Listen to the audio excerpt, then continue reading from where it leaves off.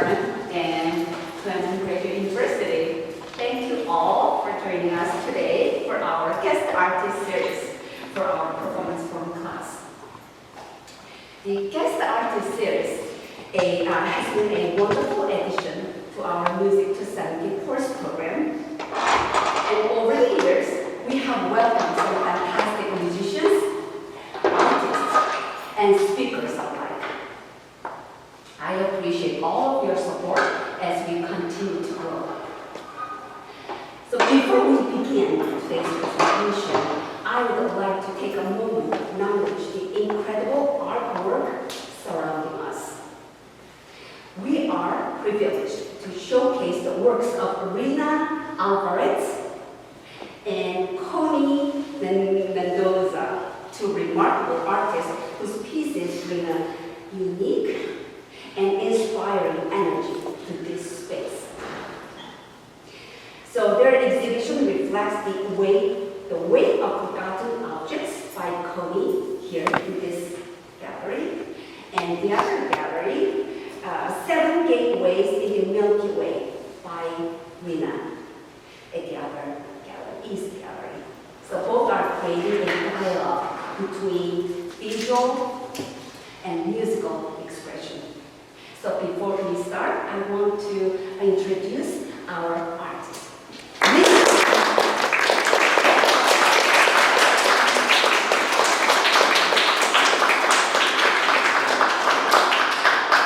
Thank you for coming today. It's such a privilege to be able to collaborate with you.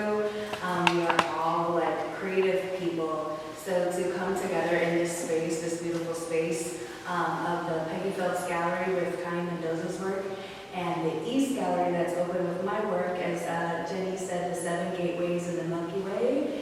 I am graduating in the MFA department with my Master's of Fine Arts. This is my thesis show right across the way. It has immersive sculptures that you can move through, interactive installations that you can occupy and participate. My work is very conceptual, it's very participatory, it's layered and layered and layered. And signifiers and concepts. So I have a very conceptual, cosmic vibe next door. When you're ready after this talk and this performance today, I would love for you to participate in my thesis show, and thank you so much for your time today.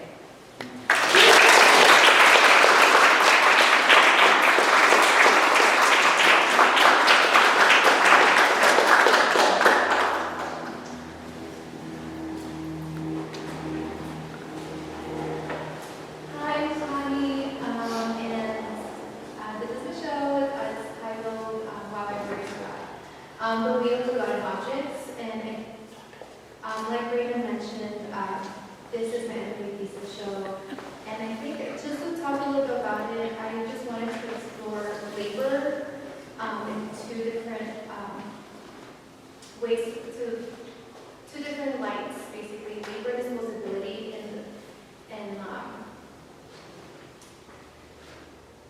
for example, I'm so sorry, I'm so nervous. Labor disposability and labor and control. Basically, labor of women's, control of women's autonomy, and labor in physical labor of people. And so, yeah, if you have any questions after the show, I'll be here, but I'm going to turn it back to Jenny and to Scott.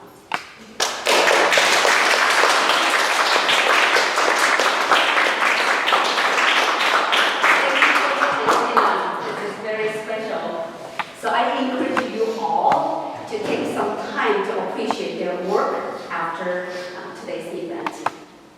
So it is truly an honor to welcome our guest today, Scott Altman, President and CEO of the Los Angeles Master Chorale.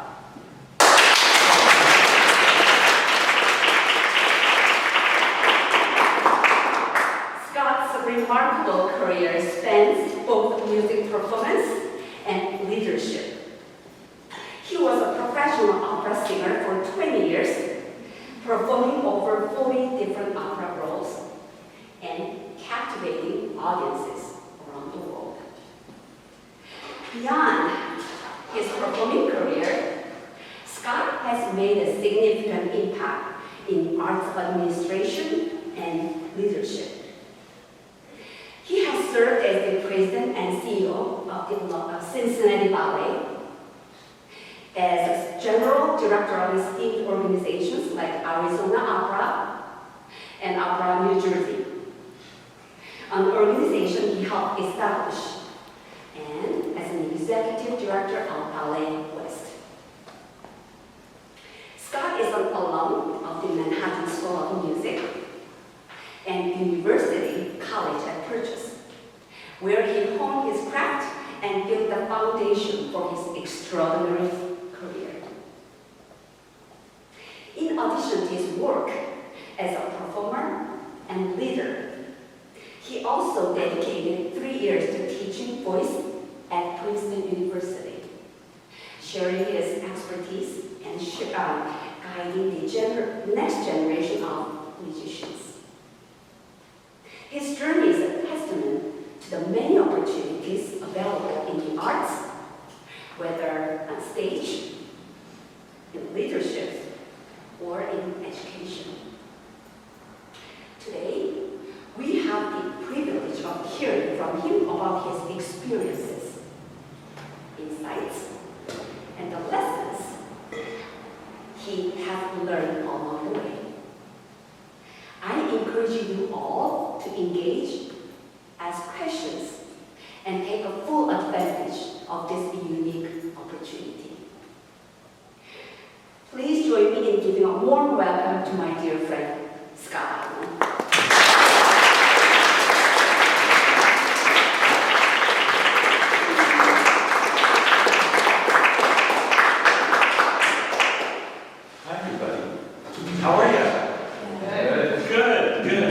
So when Professor Kim asked me to come and, I never heard of this talk. So keep your notes. Asked me to come and visit with you today. I mentioned, well, I'm not really somebody to present much. And really important, the most important thing she said was, please, let's have a conversation and be interactive. So I hope you all have questions, if there's anything that I can answer for you or talk about or clarify. I think probably one of the unique things that I bring to the conversation today is I sat in exactly these seats, and my training and my career essentially started as a singer, and that's where my heart is. And today I'm still Scott, the same kid that loved singing and grew up singing and went to college and had my degrees in singing and then performed. So I think today is really an opportunity, mostly for all of you who are considering the budding of your careers and just what the world can be like as musicians, as performers, as people who love the arts, if that makes sense. So feel free to jump in and say, talk more about that. This is a conversation. There's no PowerPoint presentation, it's just me. And I'm here to be not only someone to maybe get some ideas from, and also be a new contact for you. Sound good? Okay. So I'll give you just a little bit of my overview, and then I jog some more questions. So I grew up in Northport, New York, which is on Long Island.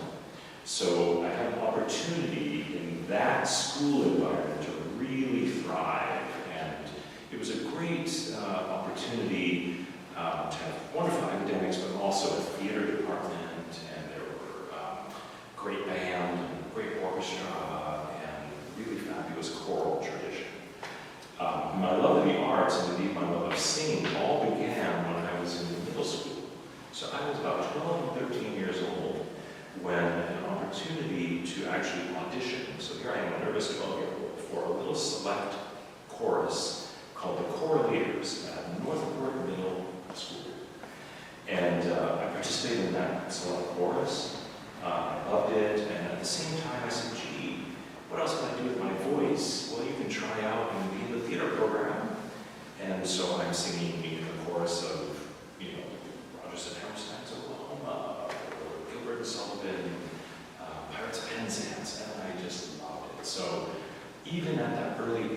pieces of, gee, I like this. I have an affinity. I'm enjoying this. So after middle school, again, being in this great town, Northport, I had an opportunity to take that to the next level. And my high school was in Northport Senior High School. Fantastic choral programming, great music and education program. So while I'm learning about, English, math, and social studies, and all these great sciences, I'm also spending a pretty equal amount of time in these other areas. And my high school, at Northport High School choir, was a very select choir.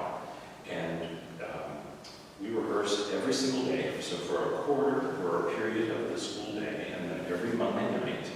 And then once a week, you belong to an octet. So we had, each of the voice parts would get together at someone's home, whatever night you chose, and you would rehearse for another couple of hours. So a real dedication to, we are creating great art. Anyhow, that high school was such a great, great place, and that chorus was such a wonderful place. We wound up producing really wonderful, competitive level choral arts at the age of 15, 16, 17. You're one of these kids. I continue to really enjoy that experience, so much so that I became an octet leader, and my voice was very high at the time, so I was a high tenor. I was high this whole time. It's kind of funny. My voice, are there any singers here or people who like to sing? Oh, okay, I know there's people like to sing. Okay, great. My voice dropped. I was almost 17 years old, and I was like, where's my voice going? And then I came back.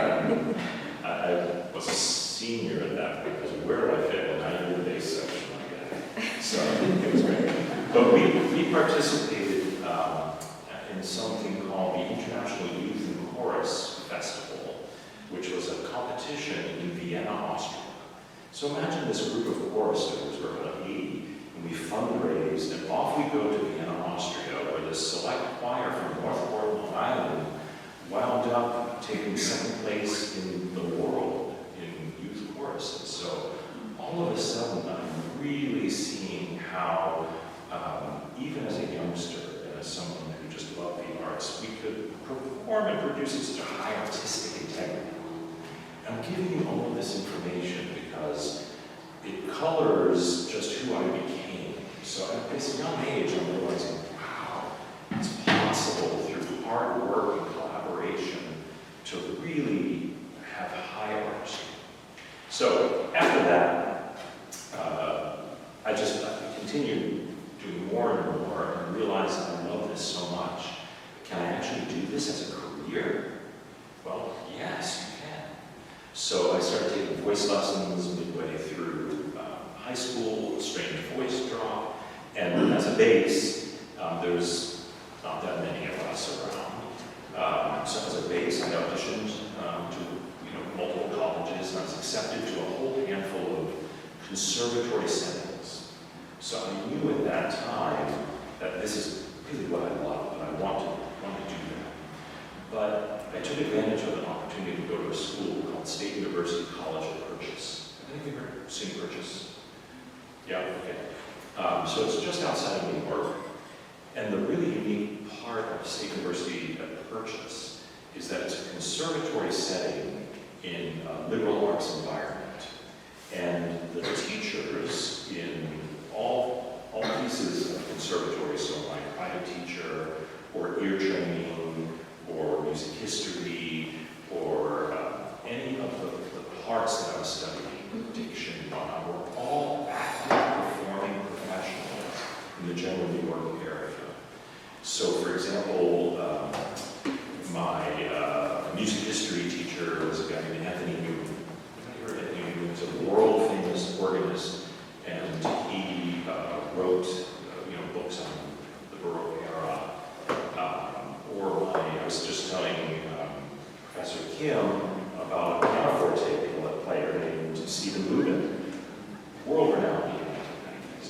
So we're learning from people who are active at the same time as we are learning to be professionals. Anyway, went to State University of Purchase, had my BFA, my Bachelor of Fine Arts, so not a Bachelor of Music, but a Bachelor of Fine Arts, because I also had to take like history of Western culture. And I had to take these other pieces which are shaping just how the arts and culture fit into the bigger picture of our place in the world. After that, I realized, you know, I'm a young guy, I'm a bass, I have plenty of time. We take a long time to bake as bakers, you know, as singers. Bass is mature, kind of last in the lineup. So I took a little bit of time off, still taking voice lessons and coachings and learning about my art form. I moved from Westchester, New York, where State University is, into New York City. My family's all from New York, so I'm very familiar with the city at that time. And I began auditioning for apprentice programs. And between that period of time, that 4-year period of leaving my undergrad and then going to graduate school, I was an apprentice at Sarasota Opera. I did that twice. I was an apprentice at Santa Fe Opera. I was an apprentice at San Francisco Maryland Opera Program. I was an apprentice at Wolf Trap Opera twice, out in the Virginia area, Santa Fe. It was an extraordinary period of time.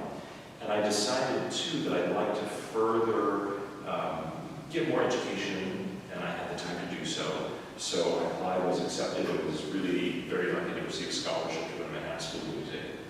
And there I spent a couple and a half years singing some of the lead bass roles in the opera program. So I graduated with my Master of Music from Manhattan School of Music. Important during this period of time, I studied to be a professional singer, because that's where I was heading. I took advantage of other opportunities, and out of that undergraduate, I took a job at Tower Records. Probably not a good time. You may have something. At Tower Records, back when they were selling vinyl, records, like CDs and cassettes and all of that. Tower Records was a really iconic record shop that was in major cities around the country, really, really well-known, kind of edgy place. But I became the classical music buyer, and I ran the department of Tower Records, the classical department at Tower Records. And then I opened a new store in Yonkers, New York, which is also in Westchester County. So now I'm this young opera singing guy who's also doing some retail management and using what I learned in school, right, all that education, to bear to the classical music buyer. So now I'm talking to reps from Sony Music and Deutsche Grammophon and Philips, and they're asking me to buy X number of CDs and put them in the store so I can sell them to the public. I also, when I then moved into New York City, I did some other retail. How many people have been to New York? Okay. So do you know where Macy's is? Macy's Herald Square, right in the center of it all. There used to be an area in Macy's called the Cellar. It was the basement of Macy's where they sold food, and they sold kitchen appliances, really, really cool stuff. So moving into the city, I can't stay out in town. I became one of the managers for the Macy's Cellar area at Herald Square. Kind of neat. Also stretching, what I'd like to do, and realizing, singing is starting to take up more time. I'm getting more and more gigs. And as a young bass, everybody knows there's a bass in every album. You may not remember them, they were there. Today, they were there. I promise you they were there. So I'm getting more gigs and I'm getting more flexibility. And I'm a New Yorker, so I say, hey, what else can I do that offers me some flexibility? So I become a New York City tour guide. So there I am, Scott the opera singer, literally on some of those double-decker buses with a microphone, going around the city of Manhattan, giving people information from all over the world about what that building is and what took place over there at the United Nations. And anyway, you can ask about that later. Lots of fun. So here I am in my middle 20s, and now I have my MFA, I've done these apprentice programs. I was a classical buyer at Tower Records, you were at Herald Square Macy's, and you're also a New York City tour guide. What is going on? So I want to pause is I'm curious and I'm taking advantage of everything around me without ever losing the identity that I'm still Scott the performer. Right? The other point to make here, and I'll come back to it again, is as I'm Scott the performer, and you're paying a lot of really precious money that you don't have as a young person to coaches and teachers to essentially tell you exactly what's wrong with what you're doing. This is what you need to fix so that you can move on to the next. Also, how great it is, but mostly, I'm not giving you this fee for a voice lesson to tell me everything right. I'm just telling you how to take the next step forward, essentially what I'm not yet doing. And one thing I learned really early on, and I hope at the end of the day you can write this down, is the skill set to be able to separate Scott the person from Scott the performer.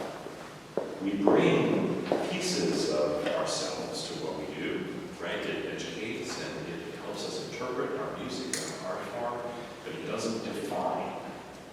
What I mean by define is if someone is telling you you need to fix this, or you're flat on, you're going to do massage, or you're under pitch, or your ego is too spread, or whatever is being told to me, I'm soaking that in, and then I'm digesting that and putting that into Scott the performer.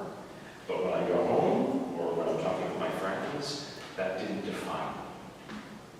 Everybody kind of gets that sense. It's kind of an important thing, and hopefully as performers and artists, you realize that it educates who you are and it elevates your art, but it's also okay to be able to say, I'm going to compartmentalize that over there. And I think it's really good for your well-being.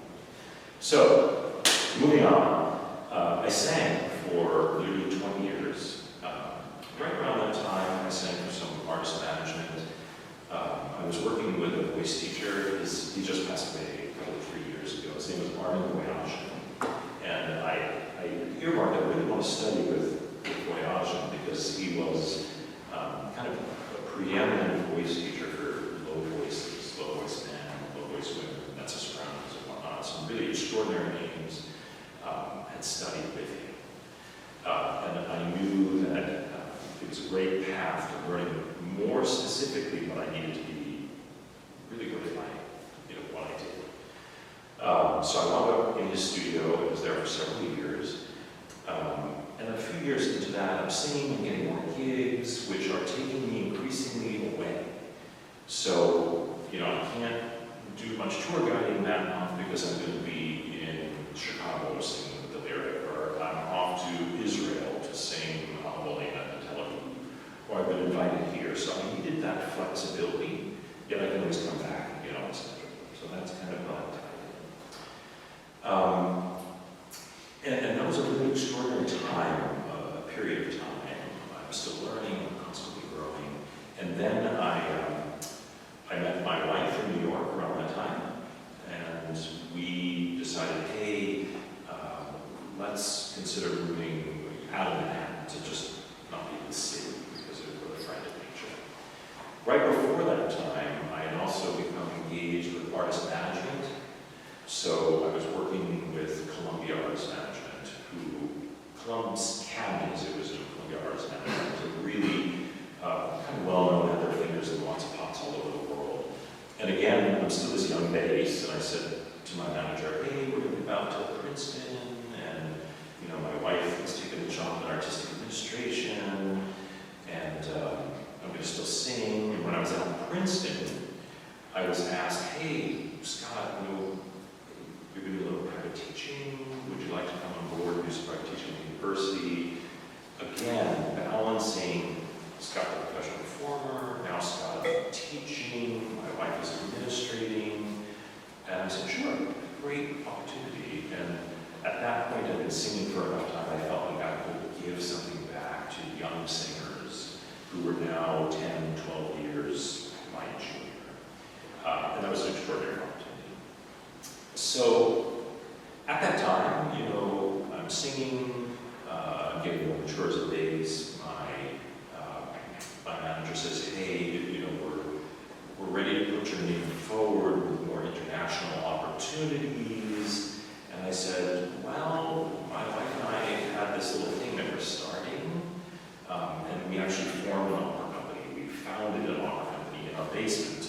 Princeton, New Jersey, all this other stuff is going on.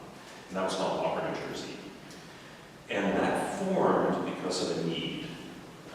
We realized there was a very good opportunity for emerging professionals, young singers, and very little opportunity in high schools or junior high schools or private schools in the general New Jersey corridor for any arts education. It just wasn't happening.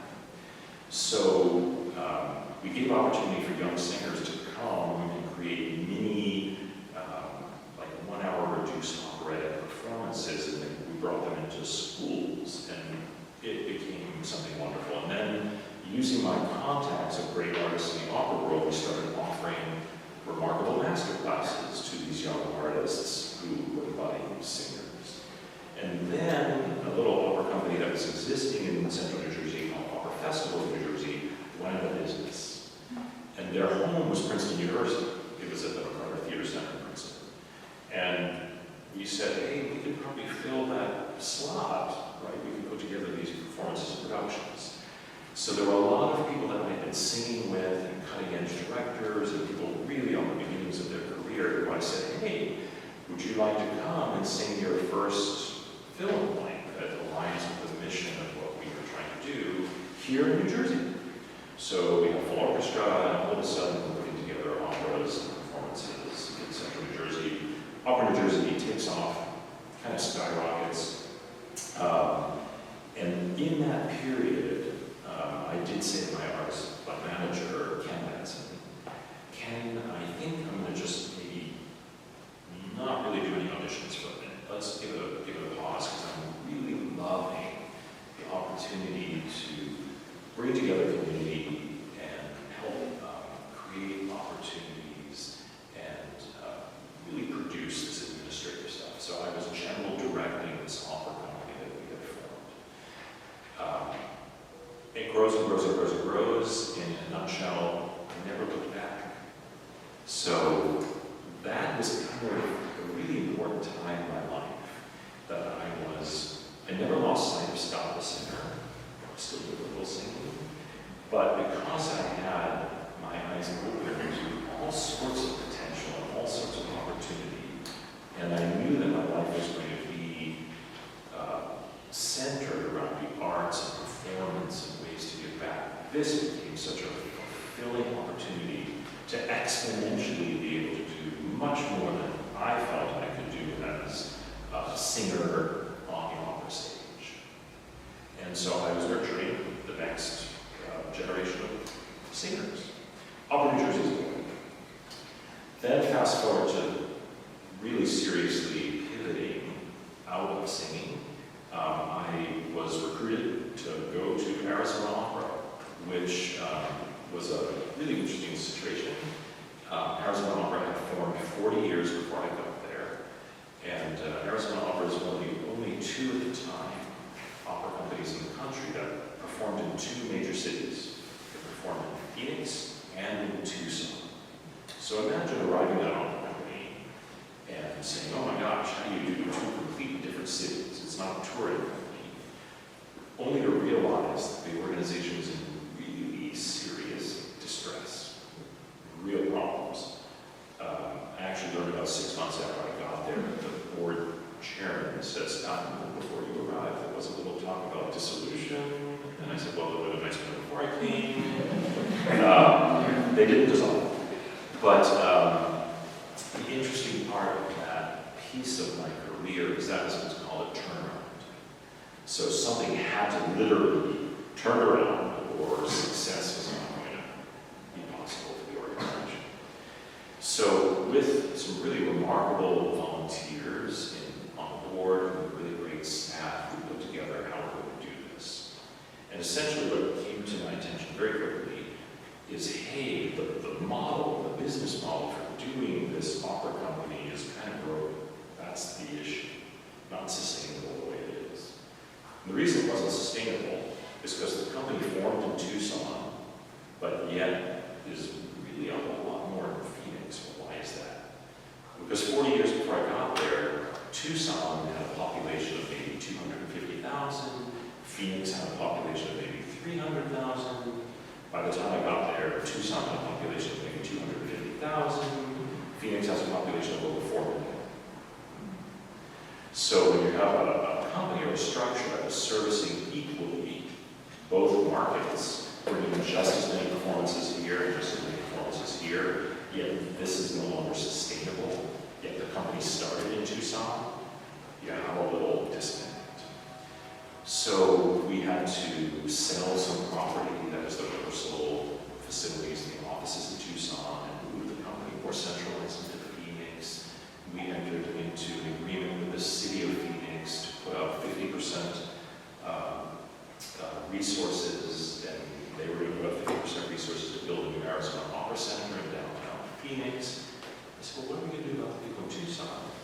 Well, we're going to continue bringing the operas to Tucson, particularly the ones that people really wanted to see in person. But we were going to now work on a business model that those who wanted to see some of the other operas, we were going to offer them an opportunity to come up by bus and put them overnight. And they thought that was amazing.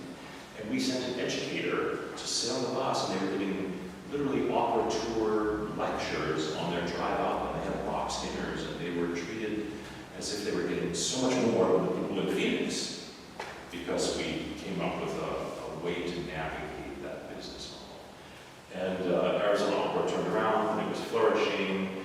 I was there almost 5 years. I aged at least 12. Maybe 15. You should see pictures of me. I had no gray in my hair. That was an extraordinary experience.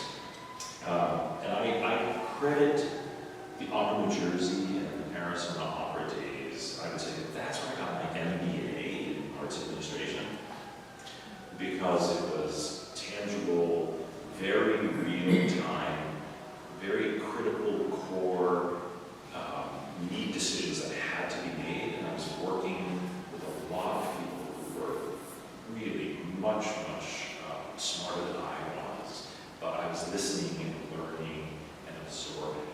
And that's another key thing to note. You know, separate yourself from the industry. The other key thing to note is, in order to really administrate and be a really extraordinary arts institution, arts and culture institution, you want to surround yourself with people, I believe, who are far greater at doing what they do than I could ever be. And then my job in administration is to really be head cheerleader and make sure they have the tools to be successful. That's my job. It's not to be chief of this or head of that. It's what do you need, and how do I help you get what you need, and how do I bring together a team, and how do we help those resources grow and flourish.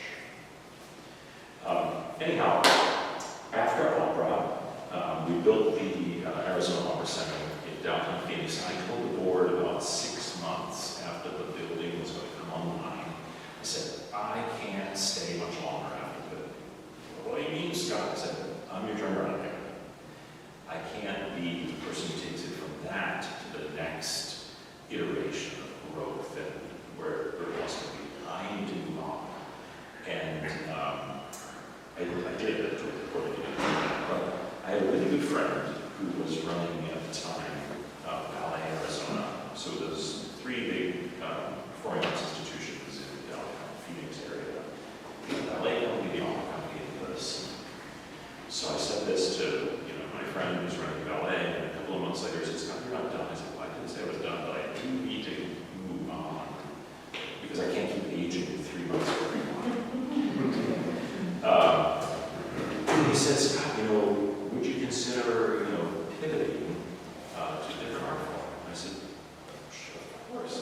I'm going to learn. Of course, I would love to be involved where I feel like I can make an impact." And he said, "They're looking for a new executive at Ballet West." I said, Ballet West, I know of them. Ballet West is probably the most formidable classical ballet company in the Intermountain region. So they're in Salt Lake City, Utah. It's a beautiful, gorgeous company. The person who founded Ballet West, his name is Willem Christensen. Willem Christensen, before he founded Ballet West, founded San Francisco Ballet. The Christensen brothers founded it. So founded San Francisco. Willard Christensen moved to the Salt Lake area for personal health reasons. The Intermountain region at that time was considered a great place to go if you had, lung issues and whatnot. Anyway, for whatever reasons, he landed there. He founded the dance department at the University of Utah and also balletist. So, history aside, I said, sure, I'd love to have this conversation. What are they looking for?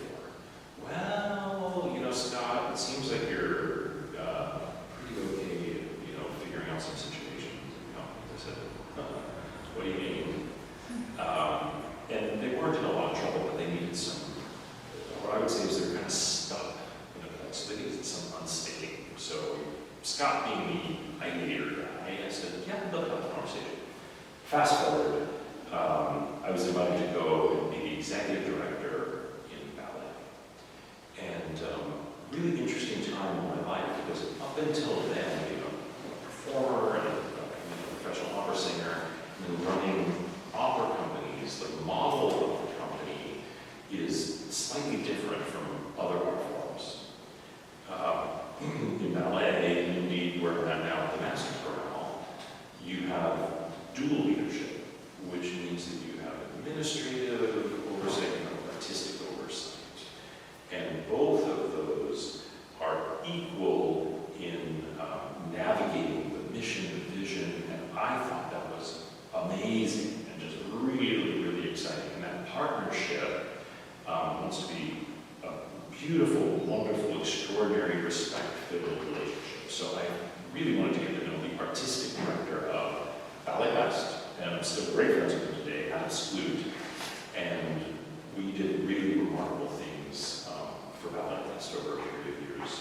And guess what? In addition to doing the little turnaround thing, I guess I started getting known for building because we had to raise a little bit more money and we built the ballet center in downtown Salt Lake. So there's this 50,000 square foot ballet center that is touching the home of the Capitol Theater. It's actually a really cool new building right next to this 100-year-old building and they're connected. It's very cool. So we built ballet center. Having done that, having eradicated some of the debt that was sitting there, I said, why are we spending $250,000 a year servicing debt? Why don't we get rid of the debt and then take the $250,000 and put it in a program? Good. So we ran a $1 million match campaign and eradicated that. It was, once you talk about things in an impactful way and are clear about what it would do for your institution, you're able to bring people along. Surround yourself with really great